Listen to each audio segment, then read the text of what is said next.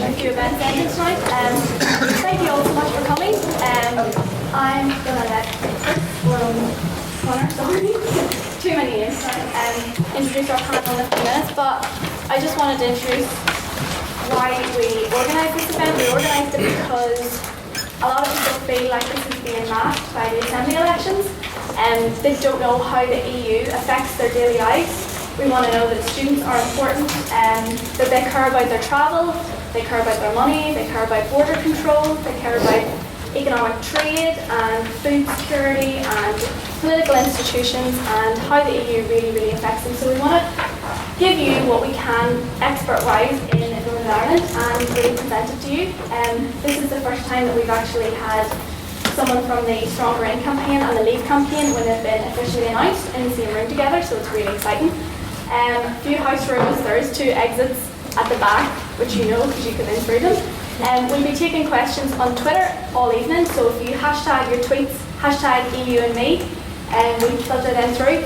If you're old-fashioned like me and you don't like Twitter, we will also be handing paper around, and at some point we will be taking questions from the floor, so if you want to raise your hand and ask a question. I'll just let you introduce the panel and yourself. Thanks very much. Good evening, everyone. You're very welcome. It's great to be back at Queen's University, which is my alma mater, so it's always good to come home, as it were. I used to be in the Literific, the Debating Society, and I was a trustee and they did many events in here, so it's also good to be back in this room for what I hope will be a very lively and interesting debate. My name is Conor Houston, and I am Programme Director at the Centre for Democracy and Peace Building. And over the last 4 months, we have been running a programme, EU Debate NI. The Centre have been taking a neutral position. What we've been trying to do is facilitate and stimulate a discussion around the referendum and hosting a number of events.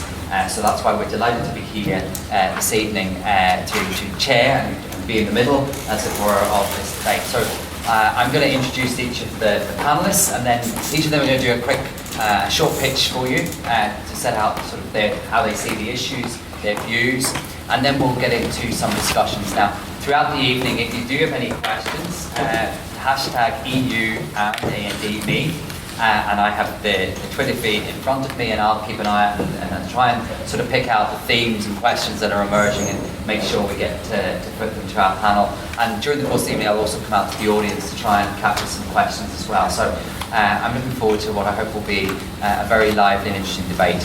As I say, we're very lucky tonight that the 2 official campaigns were revealed and named this week. The Stronger In will be articulating the Remain campaign, and Glynn Roberts is here representing them this evening. And Vote Leave has been designated the official Leave campaign, and we're delighted to have Reynolds here representing them. And as I say, I think it's the first time the 2 official campaigns in Northern Ireland come together in debate, so it's a great scoop for the gown, and well done for organising this evening.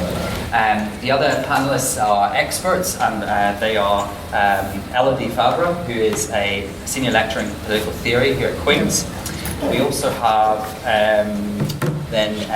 Chris Colvin, who is a lecturer in economics and director of postgraduate research at Queen's Management School. And last but not least, we have Dr. Cillian McBride, who's a senior lecturer in political theory here at Queen's. So we'll be hearing from our experts throughout the evening as well. So what I'm going to do is I'm going to start, and I'm going to allow Reynolds to open the discussion this evening. And he's going to set out the position from the Leave perspective. Thank you, Lee. Sitting, standing, does it matter? Whichever you feel comfortable with.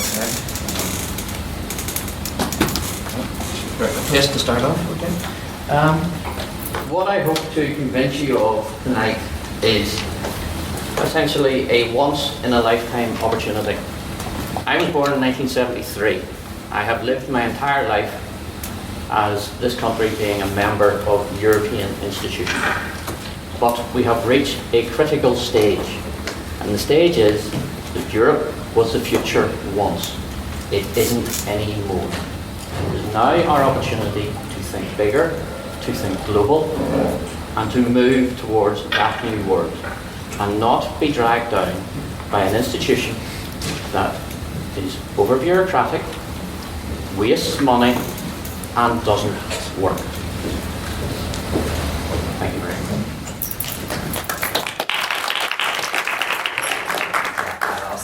Roberts from the Stronger In campaign to say a few opening remarks.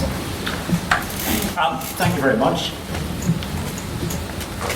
We want to see an EU which does less and does it better. An EU which is more competitive, that regulates less and concentrates solely on the economic agenda.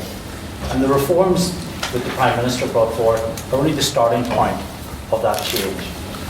60% of goods exported from Northern Ireland go to Europe. European Union membership involves us in a largest single market of the world of over 500 million people. 50,000 jobs are dependent on us remaining a part of the EU in Northern Ireland. For every pound that we invest in the EU, £10, we get £10 back in terms of trade, investment, jobs, lower prices. This is according to the CBI. And in terms of universities, EU students at UK universities generate 3.7 billion for the UK economy and support over 34,000 jobs, according to analysis from Universities UK. In Northern Ireland, EU students generate 78.1 million for the economy and support 841 jobs. If you want an uncertain economic future, if you want a leap in the dark for Northern Ireland and the UK's economic future, then vote Leave. If you believe in a positive, reformed Europe that's changing, fit for purpose in the 21st century, vote In. And I think in these uncertain times, certainty is what we need for our economy and for all of your careers building our economy. I think the only option in June is to vote In. Thank you.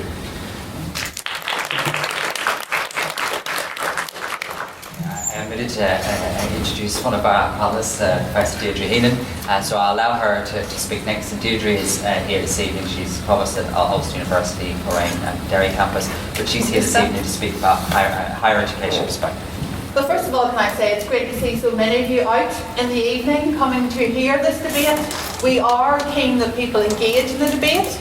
And such is the magnitude of this issue that the universities and higher education have become involved. Generally, when political debates go on, we sit on the sidelines because we're not political institutions.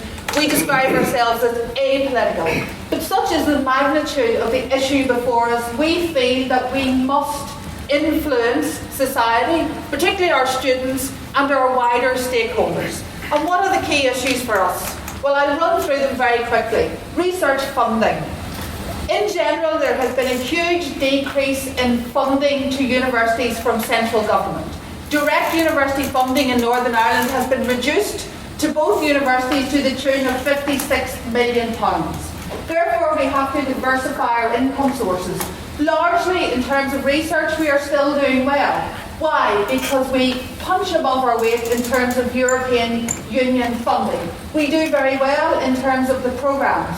You may be aware of Programme 7. It has been replaced by Horizon 2020, the latest European Union research funding programme. That funds £80 million. I'm going to say that again. £80 million in Horizon 2020 funding. If you seriously think that's going to be delivered by central government, by the Tories, I'd like to know where they're going to get that billion pounds from. So the people who say, oh well, we get the money from other sources, we get it through the Barnett consequentials, we will not get £80 billion through it. The people that say we pay more in than we get out. In terms of university funding, we get much more out than we pay in because we do very well in terms of our collaborations. Another point that I think is worth mentioning in terms of research is access to facilities. Obviously, many research facilities are hugely expensive. Infrastructure, or kit as we call it, can be hugely expensive. The benefit for us in being in the EU means that we can access those facilities. We can use them, we have free movement to use those facilities. For example, CERN, C-E-R-N, is the European Particle Physics Centre in Geneva. We use it, both universities in Northern Ireland use it, we carry out research projects in it. What would we end up doing? Negotiating access to those facilities, asking, can we use it? If we can use it, in all likelihood we would be at the end of the queue. That's the thing I would know for sure, that the other European member states would be in front of us in terms of the use of those facilities. Another key point for me is the whole issue of networking and collaboration. Universities by their nature are outward-looking institutions. We don't sit in ivory towers, no matter what you may be told. We are all about collaboration, we're all about networks.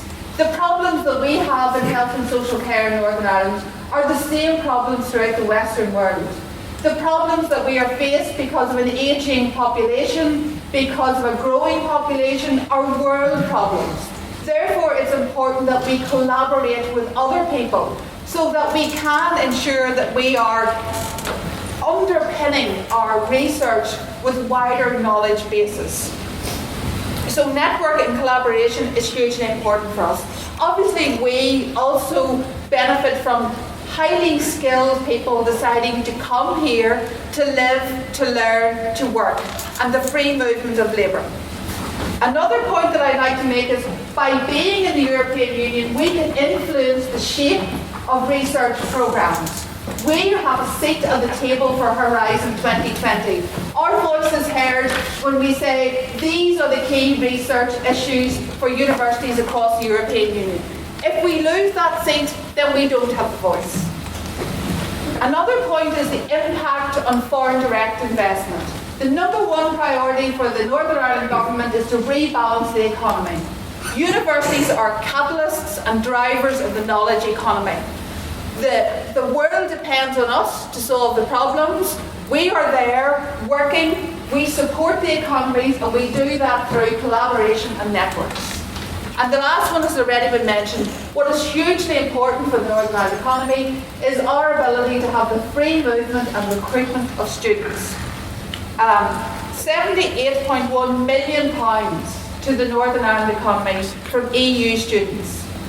841 jobs, Erasmus programmes. Are we still going to have the free movement of students across Europe? And remember, almost 30,000 students move around the European Union.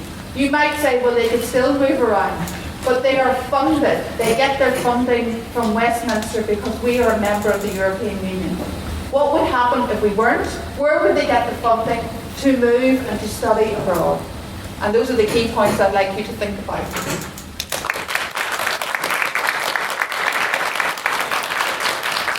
I'm going to ask now for Dr. Chris Colvin to say his opening remarks. Okay, so I'm going to maintain seated position. So, I am an economic historian. I use economic theory, economic evidence to try and understand the past, historical processes, historical phenomena. So that's my background. I teach economics to the undergrad students here and PPE students and economics students. And one of the things I teach is the economic history of the European Union. And I am a little bit concerned that a lot of the debate is about rerunning the debates that we had in the 1970s. The facts, the world has moved on slightly. The facts of this debate, the parameters of this debate are different, and we should not confuse the two. We shouldn't be talking about the fisheries policy and sovereignty over our waters and things like that. It's not really that relevant to this debate, right? The other thing I would like to note is that essentially Brexit has already happened, right? So our status in the European Union is apart. We are not regular members of the European Union, haven't been for a very long time. We do not take part in a lot of the projects, the single currency being the biggest example, of many others. The debate here is, do we want more Brexit? Or do you want the status quo, which is already essentially, we are different, and we've already had, as I said, a lot of Brexit. So do we want more of it or not? Right? And it's interesting to note that the In campaign, they are advocating now a little bit more Brexit. So it's, do you want a bit more Brexit or do you want a lot more Brexit? Maybe that's the debate we should be having.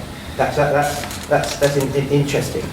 As is common with most economists, most academic economists, the vast majority of academic economists looking at this debate, risk and uncertainty is what we're concerned with. And yes, we can leave and renegotiate with the European Union many of the deals and special privileges that we had with them. Right, we could, but it would be a costly, time-consuming thing to do. And my fear is we would end up basically where we were had we stayed in. I do not see very many short-term gains, maybe no short-term gains at all. I certainly do not see any long-term gains, or very, very few. So it's about costs and benefits. That's what economists are concerned with. And it's about a little bit more Brexit maybe, or a lot more Brexit. That's what we should be talking about here.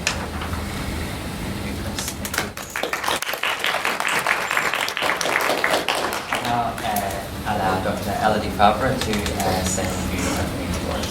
Okay, I hadn't actually planned to say anything as a foreword. Obviously, I come from a slightly different position from here. Being a new citizen, you can probably guess what my position on the issue is, though luckily for the LKP, there's a vote, that's the problem. But I'd like to talk about a couple of words that we will probably hear a lot in this debate later a bit in context. One of them will be sovereignty. A lot of that debate will be about sovereignty, about parliamentary sovereignty. The idea that as a government and as a parliament, if we go out, suddenly British government and the British Parliament will be able to decide on absolutely everything. They will obviously be able to decide on more things than they currently are. However, the British government will still be bound by quite a large number of international conventions. Let's just remember that Brexit does not actually mean getting out of the European Convention of Human Rights. These are two separate institutions. And at the same time, whenever we talk about globalization, whatever that means, it also means that there are a lot of political and economic pressures that are at another level, but that also constrain the actions of government, whether we're talking about WTO negotiations, other bilateral economic negotiations, or environmental protection negotiation that we saw recently with COP21. Then there's the issue of parliamentary sovereignty. All of a sudden, Parliament is supposed to become a lot more sovereign and a lot more powerful if we get out of Brexit. How is it going to do this? By a vote, not of Parliament, obviously, but of the people, which is a distinct form of sovereignty, which is a form of popular sovereignty, which is a competing form of sovereignty to that of Parliament. A lot of the argument of the Out campaign about parliamentary sovereignty at the same time criticises the fact that Parliament alone has been able to decide and approve previous treaty changes, for instance.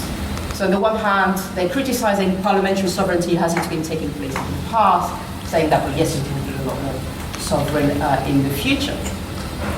Parliament is also able currently to oversee, to an extent, what happens in the EU. Parliament, there are committees, not in the Northern Ireland Assembly, but even other devolved parliaments have EU European Affairs committees.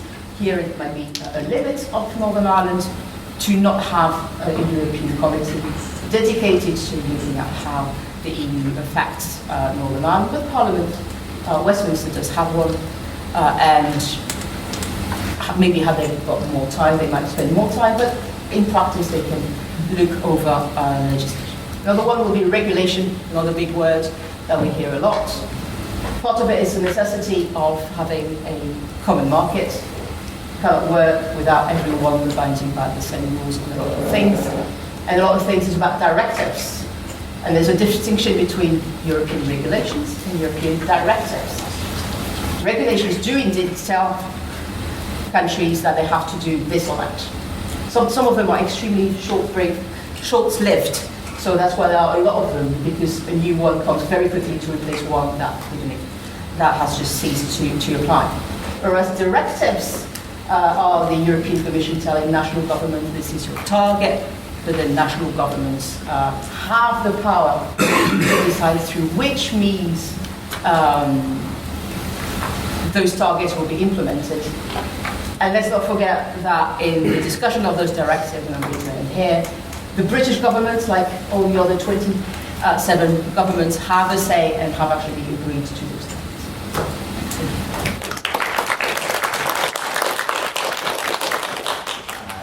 Finally then, Dr. Cillian McBride to say a few remarks. Okay, I was invited here to give a philosophical perspective. I teach political philosophy. Democratic freedom is one of my special research interests. Philosophers have a bad record on this sort of thing. Plato famously thought philosophers should rule because they were the only people who knew what it was the government should be doing. Once you've met a few philosophers, your faith in that line of argument would be shaken forever. So I'm not with Plato on this one. I'm a Democrat. What does that mean in relation to the Brexit debate? What does it mean for how we conceive of democracy today? Well, it seems to me on the one hand we face an enormous set of challenges, not just here in Northern Ireland, but across the UK and beyond. Every democratic state faces the challenge that there are decisions taken about the lives of its citizens far outside its borders every day, boardrooms right across the world. And given the pace of global interaction, this poses a significant challenge to all democracies. So how are we supposed to respond to this sort of global challenge? Well, it's very tempting to think, for example, that what we might do is to try and retreat from transnational institutions like the EU.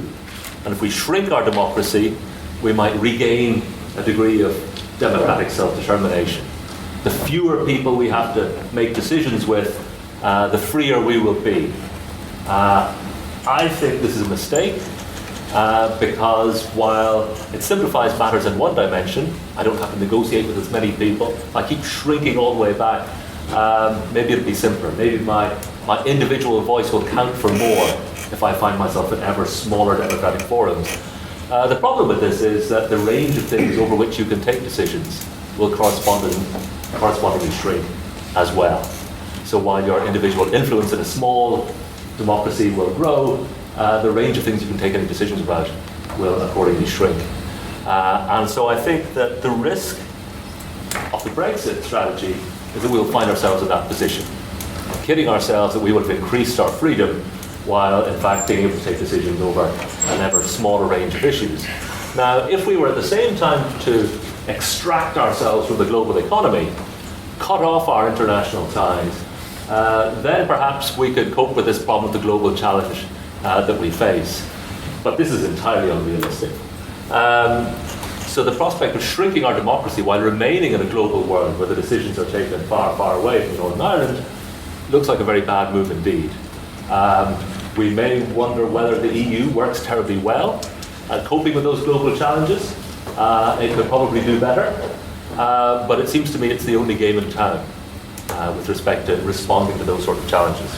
So just to conclude, I think we find ourselves in a position not unlike the position we were in back in 2008 after the financial crisis broke. At that point, it looked like the irresponsible behaviour of people in the financial services, bankers in particular, had landed us all in a terrible mess. There was very little we could do to get our hands on the bankers, so everybody turned very quickly to the politicians and saw them fiddling their expenses, and we were all terribly, terribly angry. That seemed to be why we should, of course, punish expense-fiddling politicians. Nonetheless, there was a large degree of scapegoating going on. There was a release valve for our anger over the situation we found ourselves in. I worry today, with the Brexit debate, that what we're upset about is the lack of democratic control that we experience in our daily lives within our liberal democracies, but we're blaming the wrong people. It seems to be, instead of pointing at Brussels, it's the boardrooms in Shanghai and in Beijing and elsewhere. I don't want to single out the Chinese in particular. I like the Chinese. That this is where we should be looking. And I'm not sure that Brexit is the solution to that sort of problem. Thank you. I'm going to move to some question and answer phases. I think that you'll appreciate, I want to try and get all the panellists to contribute over the course of the evening. I'm particularly conscious that we have each of the campaigns here, so that we'll try in each question to hear from both of them, but you'll understand I'm not going to have all 6 respond to every question, because I want to try and get through as many issues as possible. We'll try and hear from everybody as much as we can over the course of this evening. And keep your tweets coming in. I'm following it here, trying to multitask. And it's hashtag EU, AND, me, and me. And I've been keeping a note of some of the questions that are coming in already, and I'll try and get to our panel. I'm going to, there's a couple of issues that have come up, and I'm going to allow, I think, Lee to respond to some of the issues that come up there. I was taking a note there, obviously Deirdre raised issues around higher education. There's been a philosophical objection, as it were, to the position. Do you want to respond to some of the things that you heard? Difficulty of being 1v5, I have a list of 12 things I would like to respond I think in the purpose of being fair, we should give you time to go through those things. I will begin with the reform myth. Because they don't want to defend what is the EU institutions as they are today and how they have been in the past, they're promising that somehow they're going to become wonderful organisations in the future. The renegotiation undertook by David Cameron was the biggest opportunity in decades for fundamental and far-reaching reform in the European Union, and they failed it. They refused. So they're coming along, trying to get you to ignore the bits you don't like and pretending it's going to come better in the future. It isn't. It is what it is. Look where the EU now is, 43 years from where it began. It is carrying on in that direction of travel. It isn't going to change.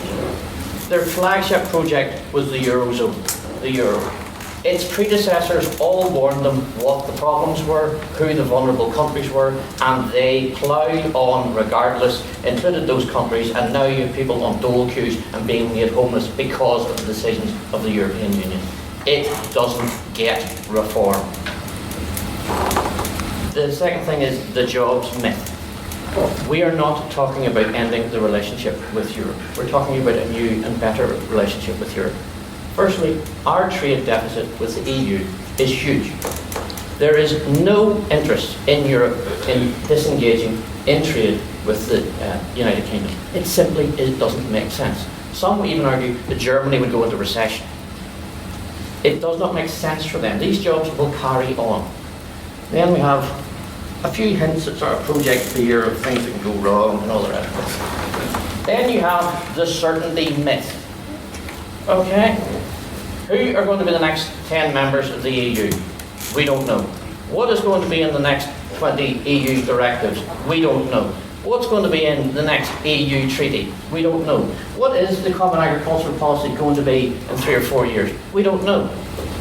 To say that one is certainty and safety and the other is fear, something to be feared and dark, and this is actually, I always thought universities were institutions of enlightenment, and all we've heard from most of them is basically fear, doom and gloom, and go and hide in the corner, because there's a big bad world out there that we're just this little child that can't go out into it, we can't survive in it. I just don't accept that.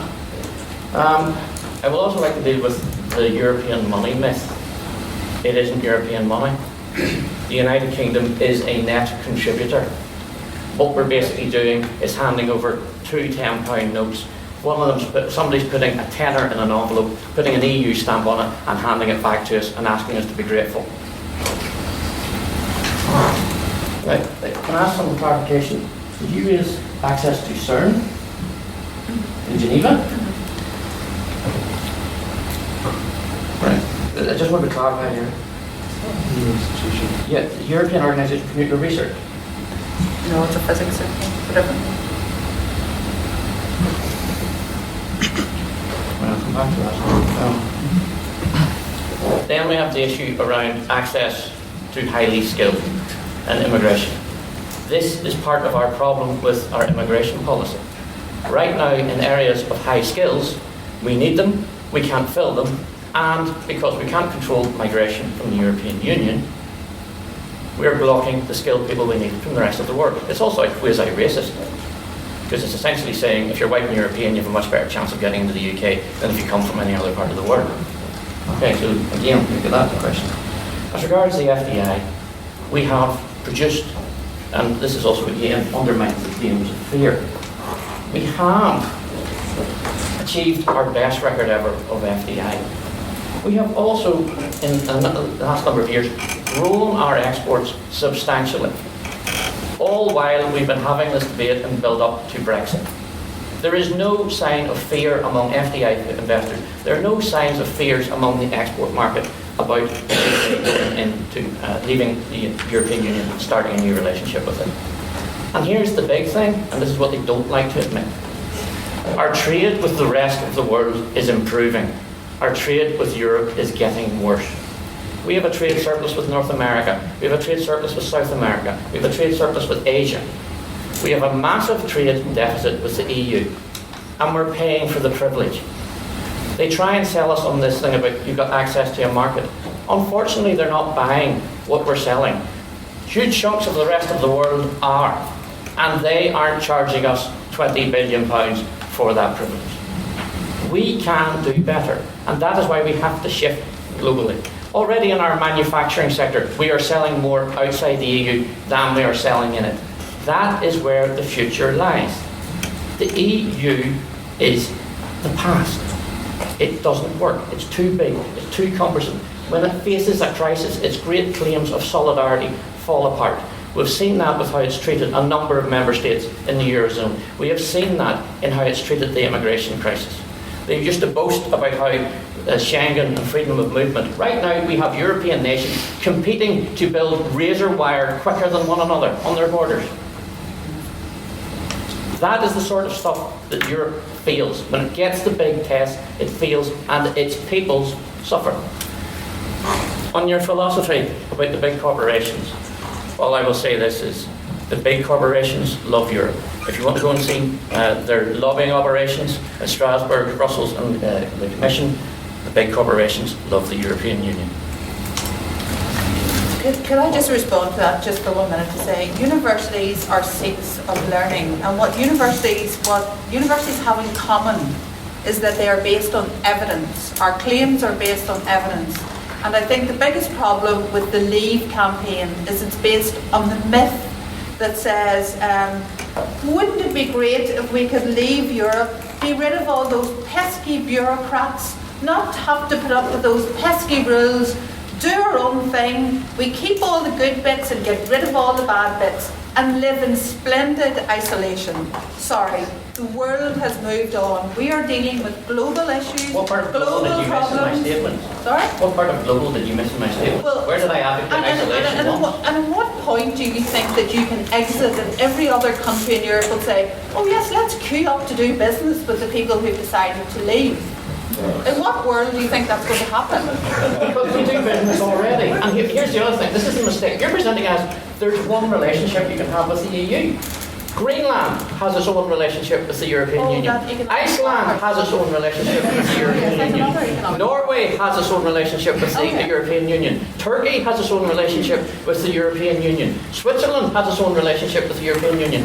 The countries, the possessions of France and overseas territories have their own relationship with the EU.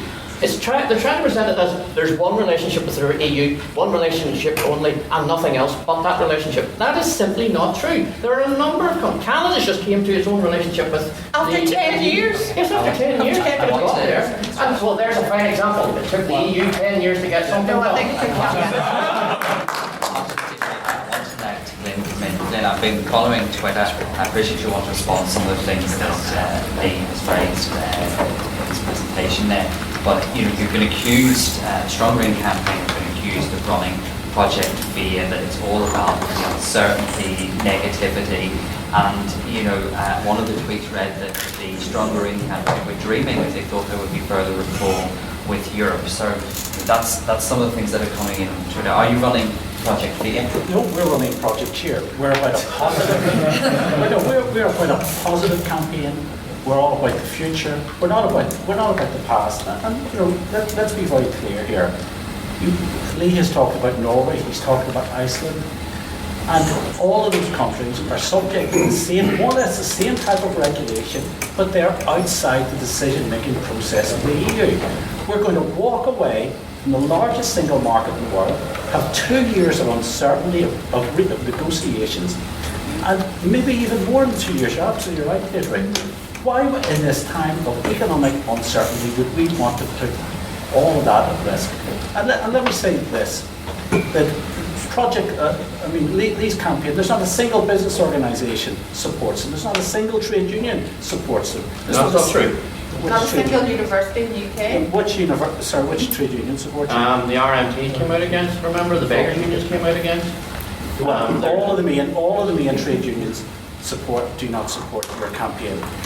The CBI, the Ulster Farmers Union, Northern Ireland Food and Drink Association. The Ulster Farmers Union declared neutrality? No, they have not. They have said on balance, they see no argument for the UK leaving the EU. That is a fact. And let me go further. If we are serious about, why shouldn't we talk about reform? I mean, Chris said that we are painting sort of slight Brexit. We're not. A sensible, practical reform. Why should we walk away from that? Why should we not have a positive debate about what make the EU fit for purpose in the 21st century? And, you know, the Leave campaign talked about Project Fear. I've heard people in the Leave campaign raise what they talk about, the spectre of Turkey joining. Turkey, it will be 2 decades at least before Turkey joined. But a prominent member of the Leave campaign said if Turkey joins, all of these Turks will come over here and take our jobs and take our women. And Lee talked about a semi-racist remark. I think that's racist. I actually think it's good for the EU to be more than a white Christian-only club. I think it's good that the EU can expand what it does throughout the world. Northern Ireland can be the centre of all of those different interlocking relations. Part of the UK, part of the island of Ireland, part of the EU, continue to do well with our building our links with North America. Why would we put all of that at risk? And I think that's what it boils down to. The certainty, in terms of where we are, the balance is always going to be staying in. And I think that is reflected in for instance, in polls in the Northern Ireland Chamber of Commerce, the Institute of Directors, the CBI, all of those there have showed support in the high 70s and early 80s in terms of staying in. The Manufacturing Association, we talked about manufacturers. Manufacturing NI is a member of the Stronger In board. They recognise the threat that it is. Northern Ireland Food and Drink Association came out very strongly today. If you look at the Telegraph, the threat that it is to the marketplace for their goods and services. So all of those things, why would we want to put that at risk? Surely we can stay in, let's change, let's be positive, and let's have instead of walking away. Can I just make a point on the back of what Glynn said in terms of evidence as well? The DETI commissioned a report from Oxford Economics which looked at 9 Brexit scenarios. All 9 had negative consequences for Northern Ireland. That's evidence. No, not all of them, sir. Just in my capacity as chair. Can I also point out, he's listening to your organisation, that we're also advocating the benefits of being in the Euro. Go and ask the Eurozone about that there now. You know, this is the thing. And also these great economists who really lined up to tell us how terrible it would be if Brexit, or none of it, the same one, we couldn't see the biggest world economic collapse coming. In fact, encouraged us down. I do just want to say that the Ulster Farmers Union quote is absolutely correct, but I understand they are not taking an official position. Yeah, I understand that. But that's still, the quote that you... That is still, quote... Thank you, whoever sent me the link there. Okay, well, I think we should move on to look at a number of different questions. People have been tweeting in, not just this evening, but during the course of the week. I'm going to put a question, an economic question, sort of specific to Northern Ireland, to our panel, and then I think we'll open the floor and we can get a couple of questions. I think what we'll do is get a couple of different questions, see if there's themes, and then allow each of our panel to respond. One of the issues that has come up in relation to sort of maybe look at the Northern Ireland economy specifically is around the issue of corporation tax. The question is, do you think that remaining in the EU or leaving the EU would impact the benefits of corporation tax as part of the government's economic strategy? Well, I would point out one of the main reasons why corporation tax has a cost is because of our membership of the European Union. One of the major difficulties that had to be overcome to achieve it was the Azores court ruling. So the EU acted, everybody's presented corporation tax as a major game changer for the Northern Ireland economy. One of the major barriers in getting there, one of the major reasons for costs associated with is membership of the European Union. Just the question, do you think it will be impacted though if there were to be an exit from the European Union? Do you think there would be an impact on the benefits that are being suggested by government? I think the figure that Deddy put out is 30,000 jobs. Do you see any impact on that? No, and it might turn out to be cheaper to implement. On the basis that there might not be a cost to implement? I think it'll undermine the potential of the 12.5 corporation tax, because a lot of potential foreign direct investors are interested in Northern Ireland because we are part of the EU, and we will put all the hard work, and I was part of that campaign to try and get the data rate of 12.5%. All of that will be put at risk if we withdraw. Could you imagine what the international headlines would be if the UK, right across the world, were to leave the EU? And all the uncertainty of the renegotiation, 2 years and more, with no guarantees, what damage that would do. Well, we should be focusing on building our recovery, not focusing on trying to renegotiate something we never should have had to renegotiate in the first place. That's what the Brexit offer. And I think what we've got to do is build that positive vision of an EU which concentrates on jobs, which concentrates on building the single market, which maybe concentrates less on regulation. And it doesn't stop our businesses from trading right across the world. And I think it puts in a positive context, a positive basis for business to trade out the world and not just be in the largest single market in the world. Let's be part of a wider debate. I'm going to bring in here Chris Colvin, obviously from the economics point of view. It's on the issue of tax. This is on the issue of corporation tax, which is to be lowered here by the executive within the next 2 years to compete effectively with the Republic of Ireland's rate of corporation tax. They are suggesting that one of the downsides of actually part of the EU is that we actually have to pay, as it were, for the benefit of getting that already tax. Because of that case, the Azores case. Glynn is saying that the benefits, the potential exit of the European Union could actually undermine the potential benefits that lower corporation tax could bring to Northern Ireland. Do you have a view? Yes, I do. But I think tax and corporation tax is a sideshow.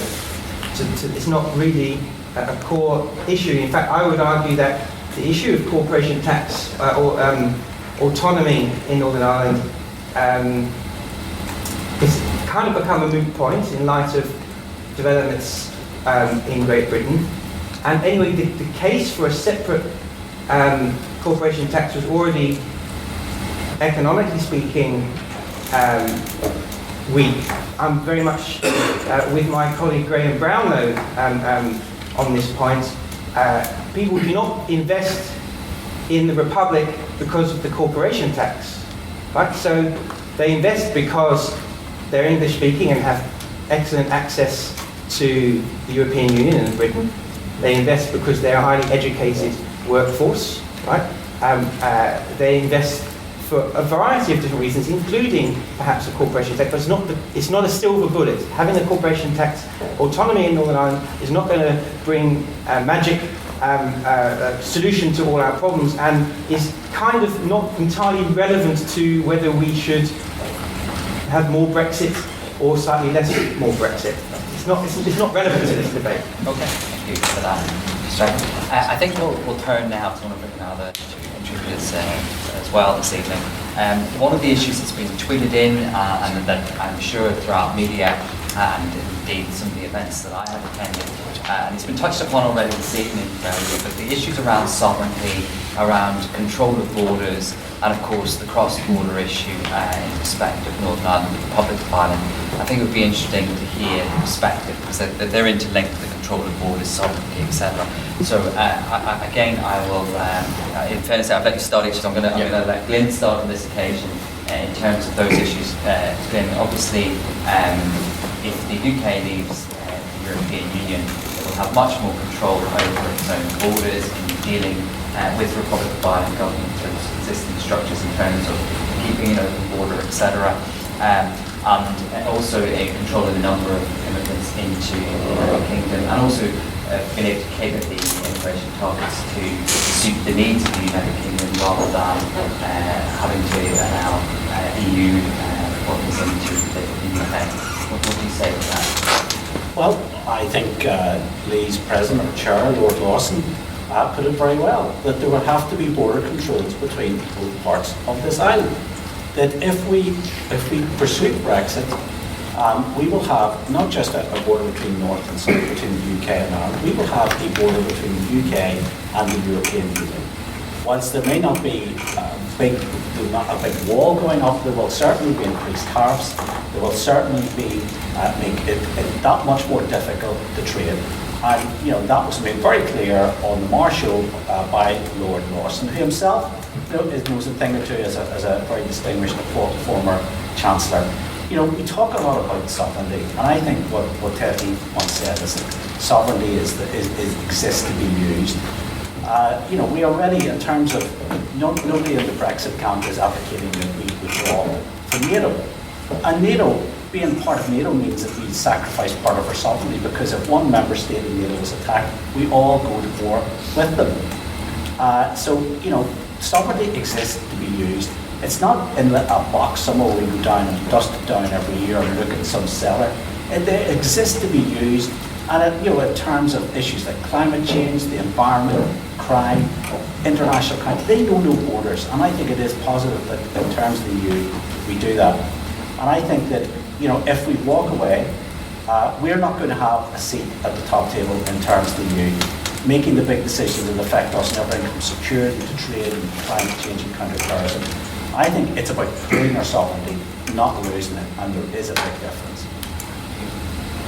In respect of the issue of sovereignty, control of borders, obviously immigration features in that, but also the impact on cross-border in terms of whether it would remain a soft border between Northern Ireland and the Republic of Ireland. Firstly, for the sake of accuracy, I would point out that it is Gisela Stewart MP who is the chair of the board, not Lord Lawson. So but he has a role in your campaign. He's a member of the board, but he's not the chairman. Okay, I understand. But he is a member of your board, yes, and speaks for your organisation. He appeared on the Mar show. As it was clear, and also I appeared on Monday, and Peter Ulster was happy to clarify that, and happy to clarify it here. Basically, as was seen in his answer, he was not confident on that subject. He misspoke on that subject. There would not be a hard border between Northern Ireland and the Irish Republic. We had a pre-existing relationship with the Republic of Ireland. We can have that relationship afterwards. That relationship is already fully recognised and treated appropriately by the European Union. We wouldn't be asking for anything that's big, significant or new. It's basically, it's already there. So the border of the British and Irish Islands basically is the combined islands of Ireland and Britain. That has been the way it's been operating for years. We've been making regular agreements bilaterally between the United Kingdom and the Republic of Ireland to develop it, to maintain it.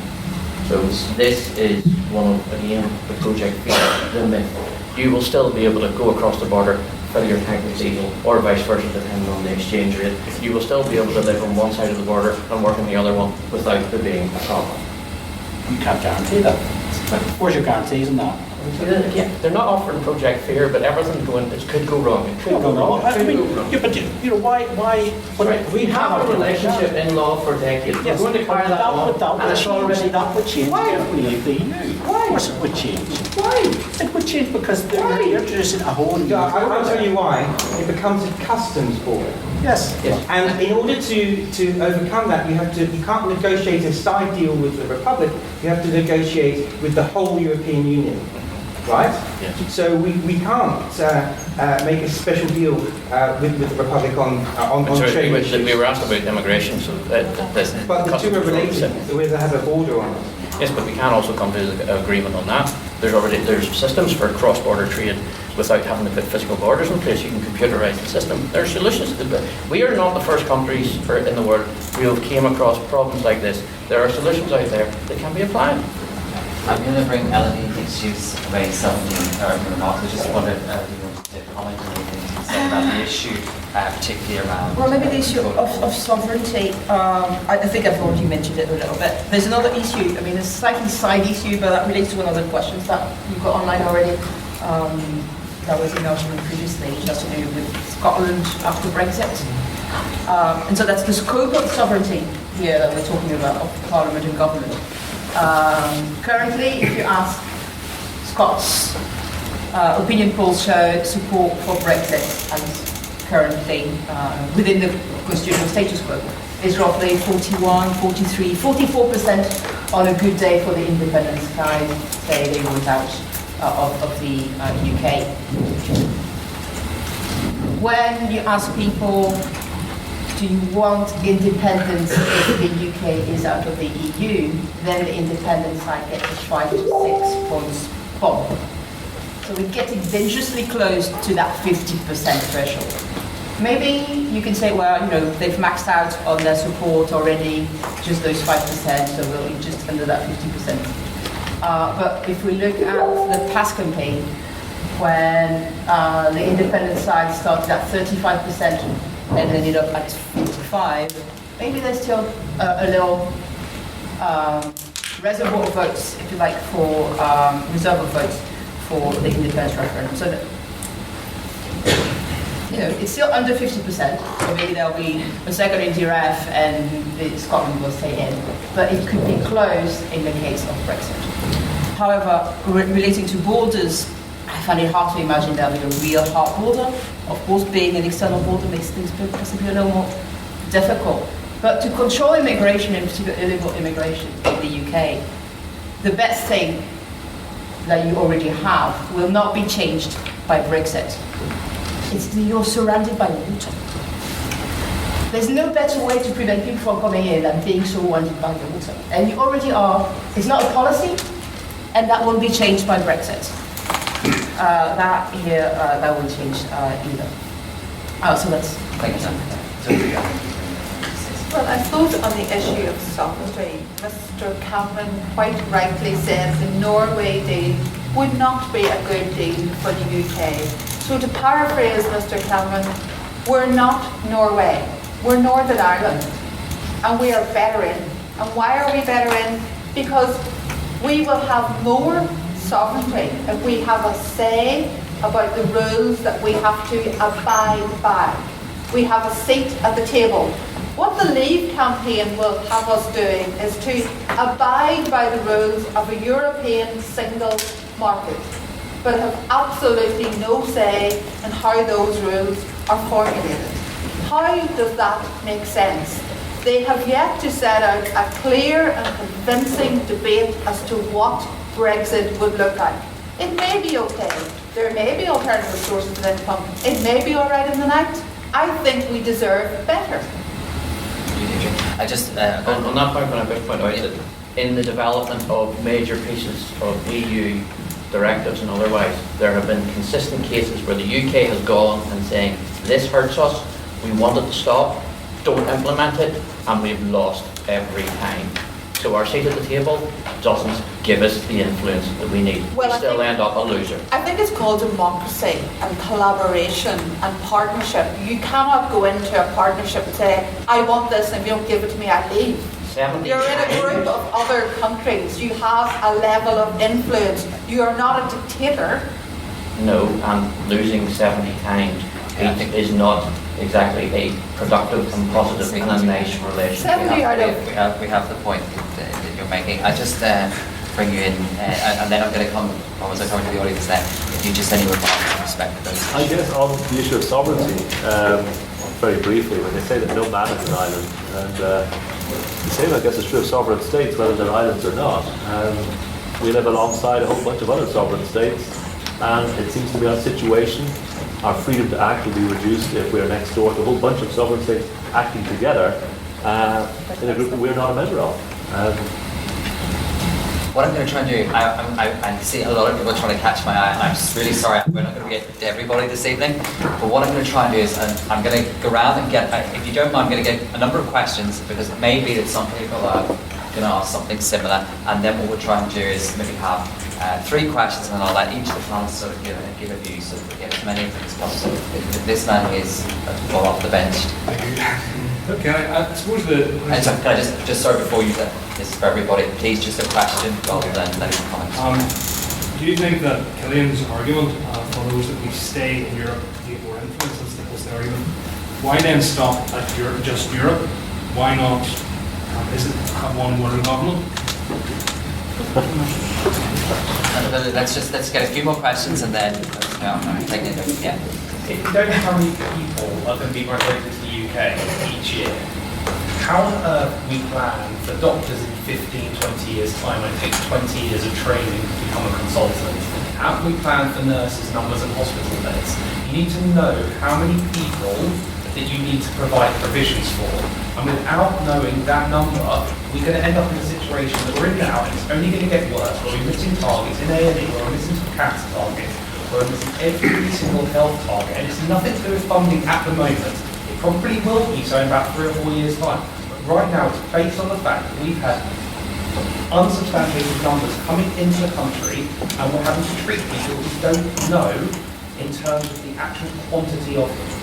Can I just, you're effective, are you sort of on a controlled immigration and having set figures? Is that a target for it? Set number. Yes, that's I got the point. I just want to take that through. Yes, my question is about the rights of EU citizens who are here at the moment. I'm standing for the Northern Ireland Assembly as a German citizen for South Belfast. Will I be able to do the same when there is a Brexit? Just be careful, just given that we're in campaign, but I'm taking the beginning of your question. Not to mention the second part.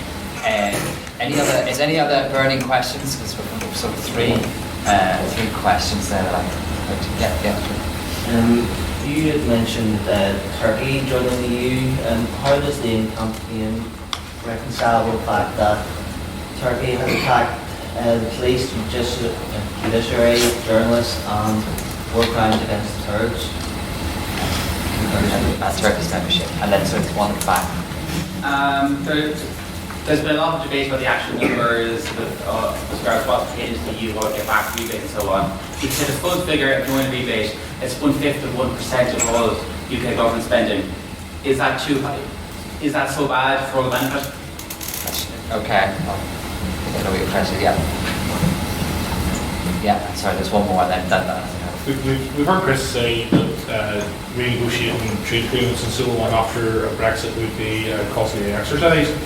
Surely in the long term it's even more costly to stay in the European Union as a net contributor, especially if we're going to have countries like Turkey and other poorer nations joining. Thank you very much for those questions. I think there's some themes emerging. You're also asking the same thing from different perspectives. But perhaps we could start with the immigration question there. And there was, if you like, I'm trying to sort of fuse the questions so we can have a good discussion. I suppose there's 2 issues. One is around having a controlled immigration policy. We have a set number or a target that matches the needs of the country. And is that a good thing? And is that a sensible idea? And of course, would a Brexit allow more control around that? And linked to that, I think it is important, just because it was raised, what about EU citizens who are living within the UK I take it really only in a post-Brexit scenario, what is going to be their status and their rights? And I think that captures a number of those questions. So, Lee, do you want to start on those and then we'll work forward? Can you give them again on the list so we'll try and deal with each of them? Sorry, I should have done it when you were saying it. Sorry. I should have told you I was going to start here. I suppose the first is, would it be beneficial to have a set target in terms of immigration numbers? Does a Brexit give you more control over how you control immigration into the United Kingdom? And the second really then is the question that was raised about the rights of EU citizens living in the UK. And I suppose to be fair, we should say UK citizens are living in the EU and other EU countries, and how they would be affected post-Brexit in terms of their residence, working rights, etc. At its core, yes. The slogan that I will have ingrained in my memory forever when this campaign is over is the central message of Vote Leave, take control. One of the fundamental issues is the potential that we can get control around the issue of immigration. because we don't right now, and that is causing fundamental problems. We are sucking in unskilled labour. We are then locking, to try and pretend that we can control our immigration system, we are then blocking people from outside the EU with the skills we need. I sincerely believe, well, we can argue about whether a set target for immigration is the best policy or not, but if you want greater control, it is vote Leave. The EU is 500 million people, free movement. That's as plain and simple as it is. We have no controls. As regards EU citizens who are already here, it is again, this is back to the thing of the mutual interest of the UK and its relationship with the EU doesn't end whenever we say, no, we don't want to be a member of the European Union. We still have mutual interests. We do have mutual interests of British citizens who are living in parts of the EU, and the EU countries have they want arrangements for them. So mutual interest still exists, mutual interest can be satisfied. Well, let me firstly deal with the issue of Turkey, which the Leave campaign used as a bit of a boogeyman. I am going to come back, sorry, I am going to come back to Turkey specifically. Yeah, Well, right, but I mean, it's raised a couple of times. Yeah. Look, let us be very clear, and I want to say the Leave campaign, stop using Turkey as a boogeyman. Who's doing Project Fear now? Because it is not right to focus on a particular country. It will be decades before Turkey is even at the serious point of negotiations. It has a long way to go. But I'm not going to stigmatise an entire country because of the actions of its government. So do not use Turkey as a boogeyman. The people who use Turkey as a boogeyman are using Project Fear themselves. So let's put that to bed. I think the danger is in the Brexit situation, and the points we raised in the last point, that if we are the only border with the EU, the only land border in the EU, in order to stop all of these undesirables, unquote, Leave campaign talk about, that will mean that we will have a much harder border in place, because we'll be the only part of the UK that has a land border with the EU. So all of those people that are being told that the Leave campaign don't want to be brought in here, that will be reinforced in terms of our border. And I think that's a wrong message, because I think the UK and Northern Ireland should be an open, welcoming place in the world. Not say, have a sensible, fair immigration strategy. But we aren't. If you're from China, go away if you don't want to. America, you're going to struggle. A friend has just had to go to New Zealand because he married a Kiwi, and New Zealand is happy to accept him because of the links of the Commonwealth, but we can't accept her. I'm not sure that. I'm not exactly sure what point You're saying it about opening the world. We aren't. The consequence of Europe is that we're shutting ourselves off from parts of the world. No, absolutely not. I mean, why is it the New Zealand Prime Minister actually said the UK is better off than Europe? The President of the United States said we're better off in Europe.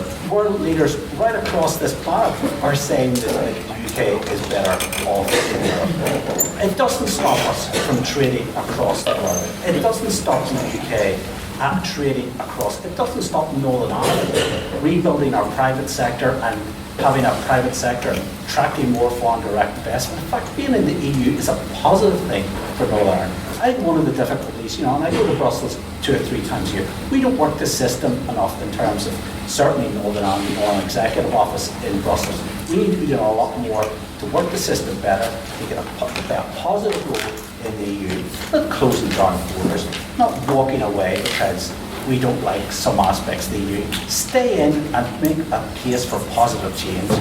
I think that's what this boils down to. We're better off by making that change, by pushing for that radical type of change. We've had 43 years to work a system. We've had 43 years to create a good organisation. So your idea is you just spit the dummy and walk away then? Sorry, 43 years you're sitting a dummy and walking away. I think somebody's a fully grown adult. That's 43 years. We have the EU now in terms of... And also you're thinking about trading with the world. We can't reach free trade agreement, because we fall under the EU's right to negotiate. Okay, But again, I just want to focus back to the question in relation to immigration and the rights of EU workers and residents here in the UK and those of the UK living in Europe, and Deirdre, do you want to say in relation to that? I mean, I think the emphasis on workers and people coming to the EU, there seems to be some sort of myth that these are unskilled spongers and scroungers. The reality is we've got to look at the evidence, and I've been asked to talk here about higher education, and I do think it's important we look at the evidence. And the Royal Society's figures show that between 2007-2008 and 2013-14, the research and innovation funding that the UK received from the EU more than doubled. In terms of monies, UK researchers obtained 8.8 billion in EU research grants between 2007 and 2013. We gave in 5.4 billion in the same period. Therefore, we're a net beneficiary of 3 billion. These grants are what are making us competitive, what are driving innovation, what are looking at global challenges. We benefit hugely from highly skilled individuals choosing to study, work and live here. They bring with them knowledge, talent and ideas, and they contribute to the national economy. They contribute to the national economy. The problems in the National Health Service are not down to people coming here and using our NHS. Have a look at the people who are delivering the NHS. I work in the NHS. Yeah. Can I sit on the front line. I don't know if you do that as well.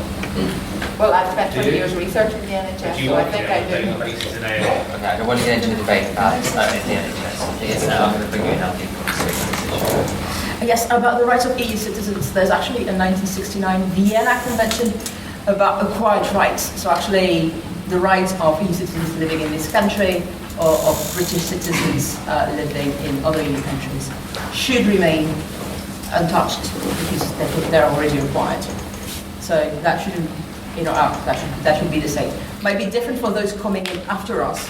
That would be different then.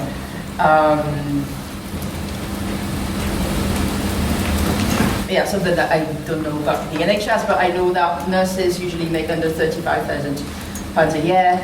Therefore, non-EU nurses will soon have to depart. So therefore, it's easier to hire Spanish nurses. We find it hard to find jobs at home. Issue? On the issue of immigration. Yeah, immigration. Rights. Oh, so it's interesting. This government has done so much to curtail immigration, but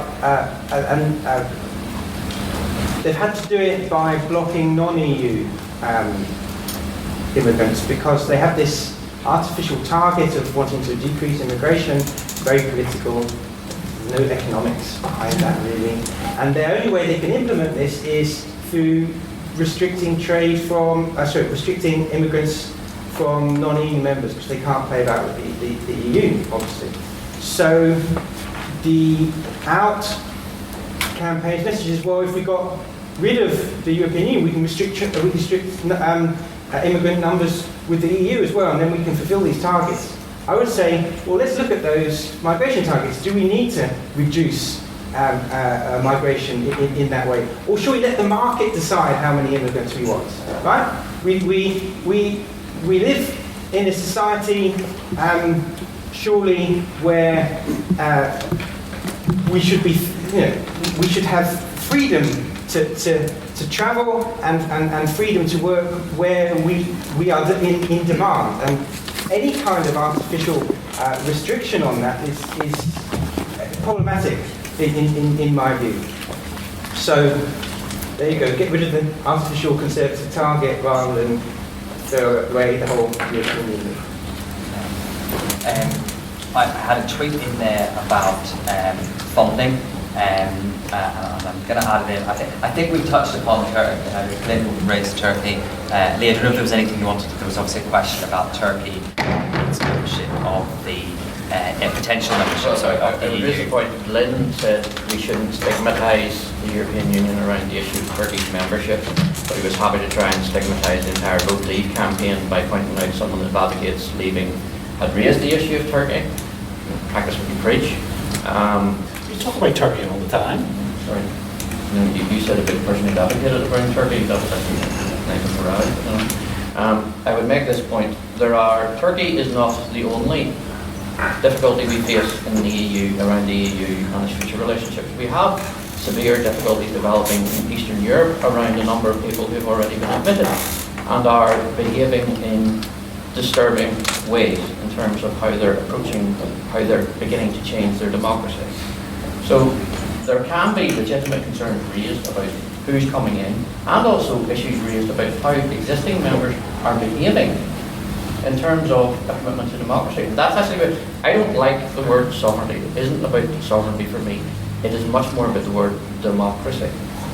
And globalization is undermining it, it is hurting it and all the rest of it. But the EU is a product of globalization. It is part and product of the attack on democratic space. It's not the only one, but it's a key one.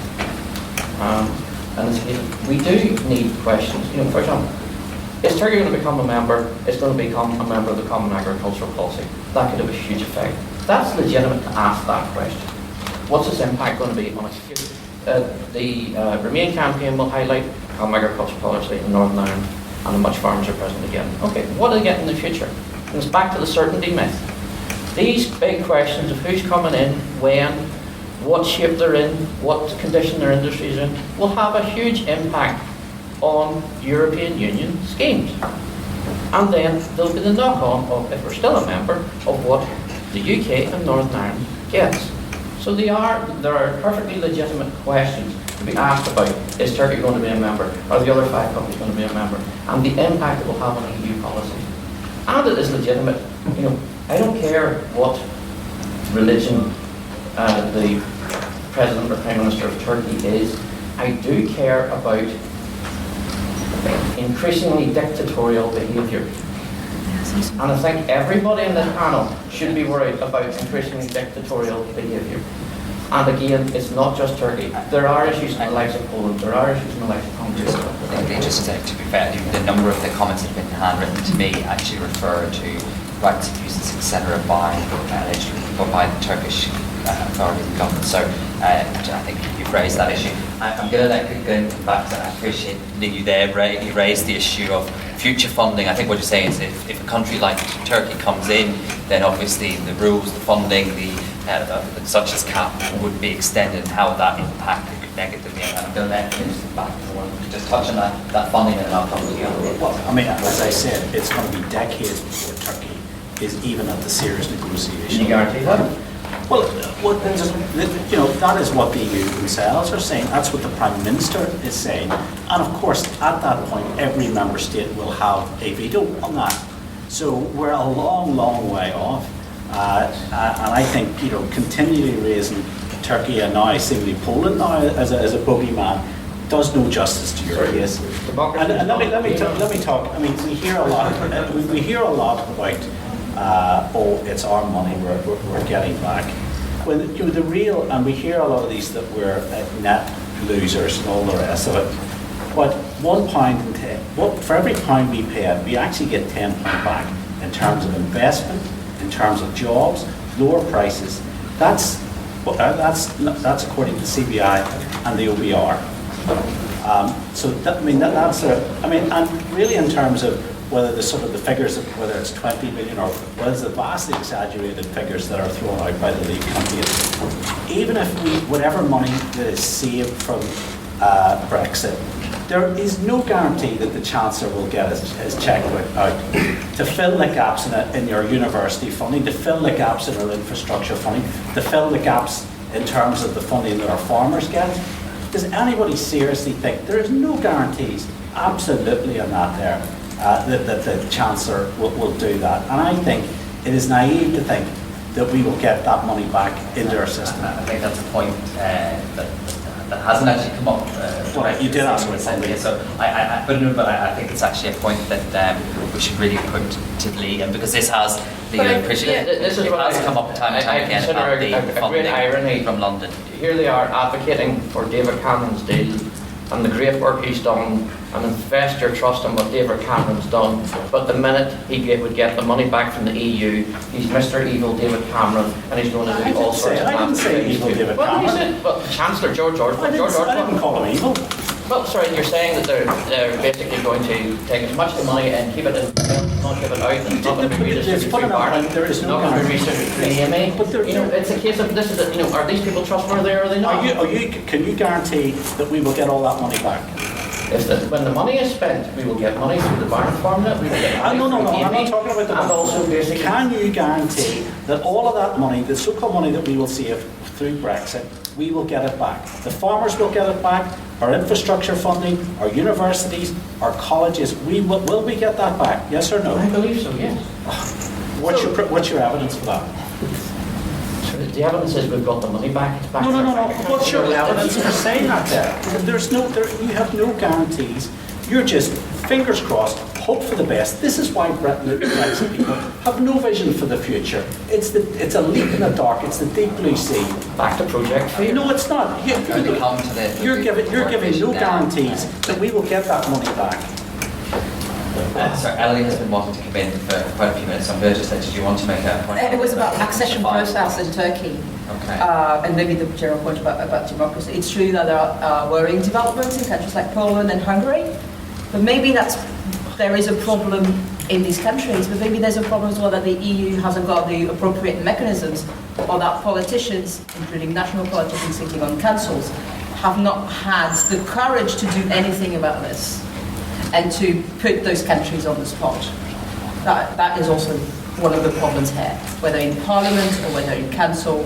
None of the other members, including people from the EPP, have said nothing to the PIS or to Viktor Orban. Then on accession, if I recall correctly, Turkey got accession status in 2007, and 9 years later it's gone pretty much nowhere. In part because since Erdogan's become Prime Minister, he's made extremely few efforts to advance in the negotiations, because becoming a member would mean too many changes to Turkey that he's really not willing to accept, in particular in terms of democratization.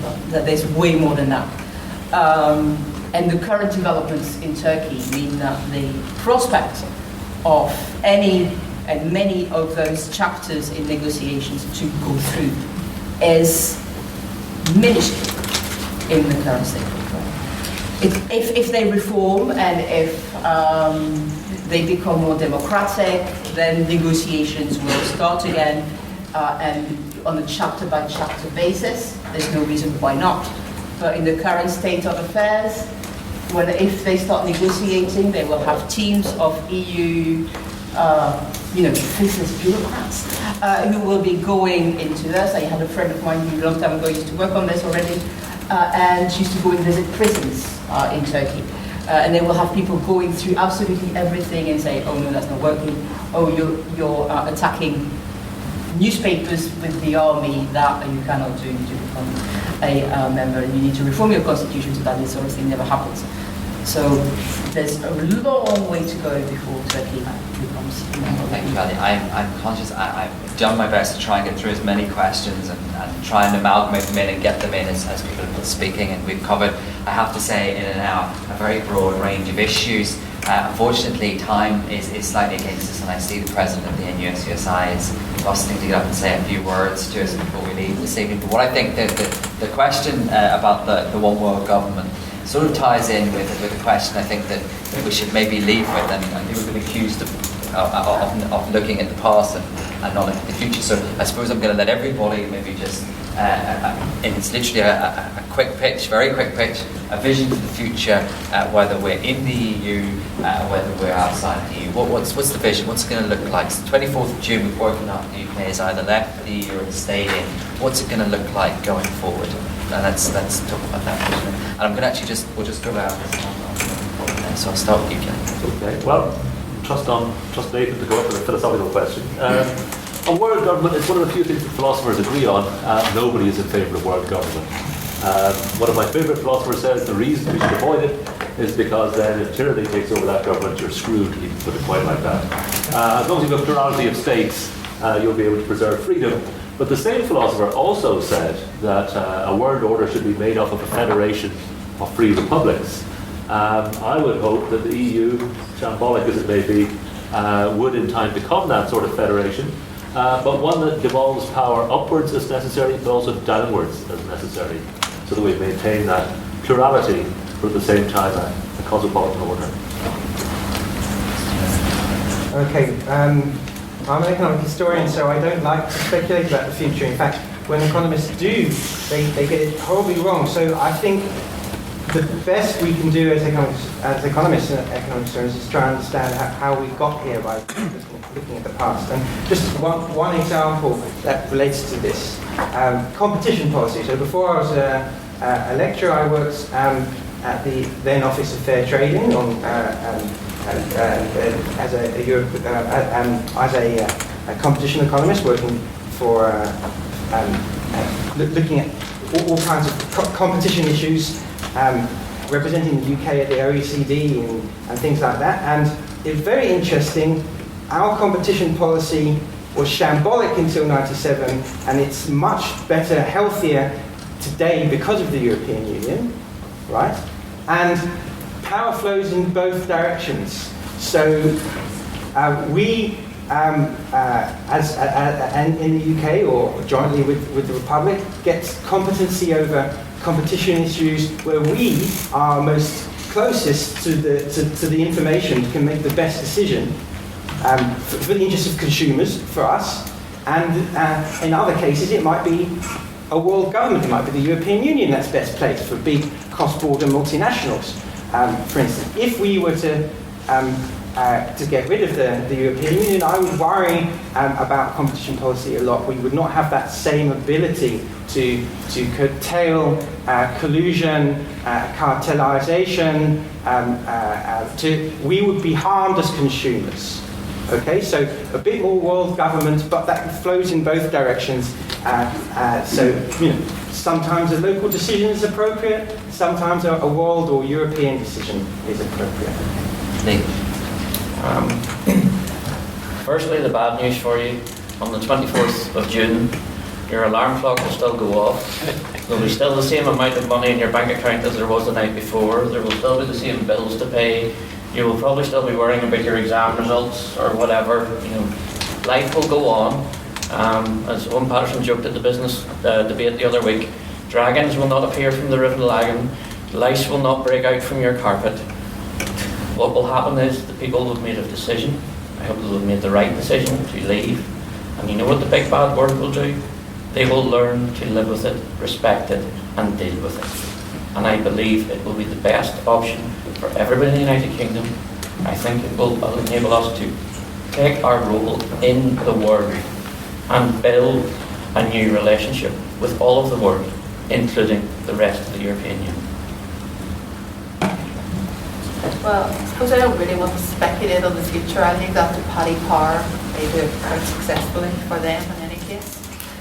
We are a university and you are students and critical thinkers and independent critical thinkers, I hope.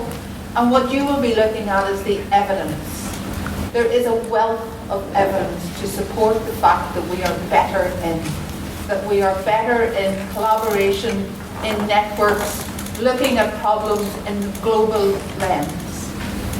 We are economically better, and we're better culturally, and we're better on a whole range of levels. You have the choice between looking at that evidence and thinking that for the first time, and the first issue that I can think of certainly, all UK universities agree on something. All of you will know that academics rarely agree on anything. But in this case, we're all agreed that we are better in. The Vice-Chancellor of the University of Cambridge recently warned that Brexit would mean universities will not be able to collaborate in the way we do today. And the way that the EU manages to bring academics together on a global stage to look at global problems will no longer be the case. I ask you to set that evidence against the evidence of the Leave campaign, which is let's cross our fingers and hope we will be able to negotiate a better settlement, whatever that means. Well, I think whatever you're in or whether you're out, I think this is a very positive debate for Northern Ireland to have. Firstly, because it's not orange and green, because it does ask the challenging questions about where Northern Ireland's place is in the world, what we as a region, our role in the world. But I hope come June, hopefully 24th, 25th of June, when the counting is over, that we are still in the EU, and then we can begin the work of building a reformed, refocused EU, an EU which regulates less, which concentrates on the single market, which concentrates in supporting business. And I think all of that means that we can build that coalition of support, because there are similar views like that expressed in every part of the EU, and I think we've got to build that positive movement for change. It doesn't, taking the best out of what the EU has achieved over the last number of years, but build an EU which is fit for purpose for the 21st century. We're not advocating a vote for the EU as it is. We're advocating a vote for a changed EU, an EU that means that we can strengthen the role of our regions, we can strengthen the role of our national parliaments, but above all, an EU that delivers for our economy in what is a rapidly changing global world. Thank you. Well, on the 24th of June, if Leave wins, we'll still be members of the EU for quite some time after that. After a few years of protracted negotiation, Britain will be the middle-sized country it is, not quite at the same level as the countries it was, as China or India, but I'm sure it will survive. It's got a decently educated workforce. They will do it okay. And if not, we'll still be part of the EU. And sort of to echo Cillian's point, that sentence you hear all the time about an ever-closing union. It doesn't end there. The next part of that sentence says within the principle of subsidiarity, which is already embedded not only in the preamble, but it is also in the institutions already. We seem to want to reform it to increase the principle of subsidiarity. Thank you very much. Unfortunately, as always happens at these things, time has unfortunately beaten us. But I would like you all to show your appreciation to our panellists for giving their time, their thoughts, and their energies so generously this evening, for coming along. So please show your appreciation.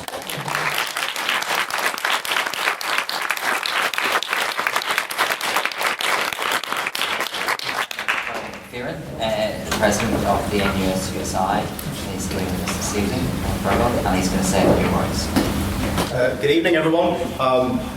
Can I begin by thanking the team at the Gown for organising tonight's event, and can I ask you to give them a round of applause? All too often we forget that student newspapers and students' clubs and societies are run by dedicated volunteers, and so sincere thanks for organising tonight. It was a very good event, and we deserve credit for that. My name is Fergal McFerrin. I'm the President of NUS-USI, and as such represent the interests of around 200,000 students in higher and further education in Northern Ireland. I tend to wear my politics on my sleeve, and so I do have a personal position on whether we should stay or leave the EU, but tonight I'm not here to tell you what that is. Instead, I'm here to talk about something else, and that is that and I'm looking around the room, I think most people in the room are around my age, perhaps a little bit younger in some cases. Most of us have never really had a fulfilling role in shaping Northern Ireland as it is today. That could be locally or our place within the rest of the world. And when we think about it, realistically, on the 5th of May, with the Assembly election, and also on the 23rd of June after it, we will have many students for the first time their very first opportunity to shape politics locally, as well as what Northern Ireland's place within the UK, within Europe, will look like as well. And so, anyone in the room that will know me will know I rarely agree with David Cameron, but I've got a wee gap somewhere. He did say something this week that I think is important to reflect on, and that is that, realistically, it is our generation of students and young people who sadly, when it comes to polling day, are the most likely not to vote. And when we think about it, whether it's at the Assembly election or whether it is in the European Union referendum, we have either the most to gain or the most to lose from the outcome of either of those things. And so if I can leave us with a message tonight, it would be to all of you to recognise your role as an individual and our role as a generation in shaping the outcome of both of those things. And so if I could do one thing, it would be to encourage you to vote, I'm guessing most of the people in this room are the people who would vote anyway. But if you can do something to encourage other people to as well, then please take up that mantle. So thank you very much.